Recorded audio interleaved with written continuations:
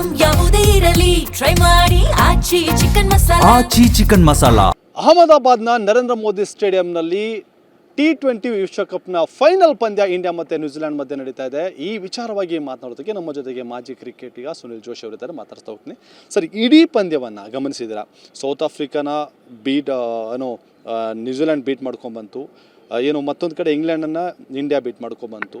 ಎರಡೂ ಒಂದು strong team ಪೈಪೋಟಿ ನಡೆಸ್ತದೆ. ಯಾವ ರೀತಿಯಾಗಿ ವಿಶ್ಲೇಷಣೆ ಮಾಡ್ತೀರಿ ಈ ಪಂದ್ಯವನ್ನು ಅಂತೇಳಿ? ಎರಡು ಟೀಮು ಚೆನ್ನಾಗಿ ಆಡಿದೆ. ಯಾಕಂದರೆ ಎರಡು ಟೀಮು ಸೆಮಿಫೈನಲ್ಸು ಕ್ಲಿನಿಕಲ್ ಆಗಿ ಬಂದಿದ್ದಾರೆ. ನ್ಯೂಜಿಲೆಂಡ್ ಅದರಲ್ಲಿ ಹೇಳಬೇಕಂದ್ರೆ, ಕಾರಣ ಭಾರತ ತಂಡ ಬಾಂಬೆಯಲ್ಲಿ ಸೆಮಿಫೈನಲ್ಸು ಕೊನೆಯವ್ರ ತನಕ ಚೆನ್ನಾಗಿತ್ತು, ಇಂಟ್ರೆಸ್ಟಿಂಗ್ ಆಗಿತ್ತು. ಯಾಕಂದರೆ ಹೈ ಸ್ಕೋರಿಂಗ್ ಇದ್ದಾಗ ಜಾಸ್ತಿ ಪಲ್ಸು ಜಾಸ್ತಿ ಇರುತ್ತೆ.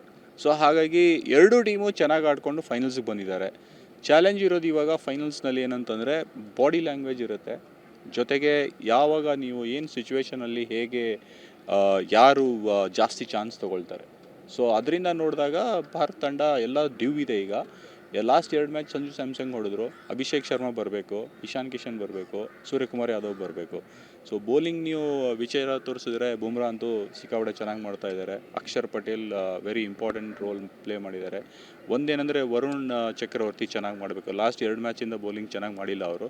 ಸೊ ಖಂಡಿತ ಈ ಇಬ್ಬರು ಸ್ಪಿನ್ನರ್ಸು, ಬೌಲರ್ಸ್, ಬ್ಯಾಟ್ಸ್ಮನ್ ಒಟ್ಟಿಗೆ ಇಟ್ಸ್ ಆಲ್ರೌಂಡ್ ಟೀಮ್ ಇದು. ಆ್ಯಕ್ಚುಲಿ ನೋಡಬೇಕಂದ್ರೆ ಭಾರತ ಟೀಮು ಚೆನ್ನಾಗಿ ಆಡ್ತಾ ಇದ್ದಾರೆ, ಒಳ್ಳೆ ಫಾರ್ಮಲ್ಲಿದ್ದಾರೆ. ಖಂಡಿತ ನಮ್ಮ ಆಸೆ ಏನಂತಂದರೆ ಕೊನೆ ತನಕ ಹೋಗಲಿ ಅಂತೇಳಿ ಆಸೆ. ಸರ್, ಈಗ ನೀವು ಅನಾಲಿಸಿಸ್ ಮಾಡ್ದಂಗೆ ಅಹಮದಾಬಾದ್ ಪಿಚ್ಚು ಯಾವುದಕ್ಕೆ ಹೆಚ್ಚು ಸಪೋರ್ಟ್ ಮಾಡುತ್ತೆ? ಅಂದರೆ ಟಾಸ್ ಯಾರು ಮೊದಲು ಬ್ಯಾಟಿಂಗ್ ಮಾಡಿದವ್ರಿಗೆ ಅನುಕೂಲ ಆಗುತ್ತಾ, ಸೆಕೆಂಡ್ ಬ್ಯಾಟಿಂಗ್ ಮಾಡಿದವ್ರಿಗೆ ಅನುಕೂಲ ಆಗುತ್ತಾ?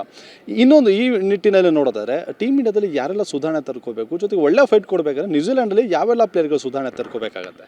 ಯಾವ ರೀತಿ? ಅಹಮದಾಬಾದ್ ವಿಕೆಟ್ ಚೆನ್ನಾಗೇ ಇದೆ, ಸ್ಪೋರ್ಟಿಂಗ್ ವಿಕೆಟ್ ಇದು.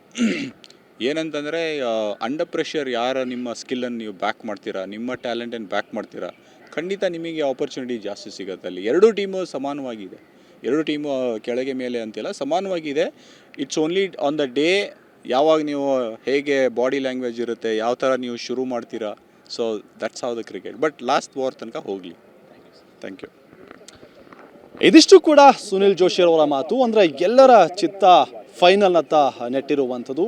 ಫೈನಲ್ ಪಂದ್ಯದಲ್ಲಿ ಟೀಮ್ ಇಂಡಿಯಾ ಗೆದ್ದು ಬರುತ್ತಾ ಅನ್ನೋದನ್ನು ಕಾದು ನೋಡಬೇಕಾಗತ್ತೆ. ಕ್ಯಾಮ್ರಾ ಪರ್ಸನ್ ವಿಷ್ಣು ಜೊತೆ ರಾಜಪ್ಪಾಜಿ ನಾಯಕ್, TV9 ಬೆಂಗಳೂರು.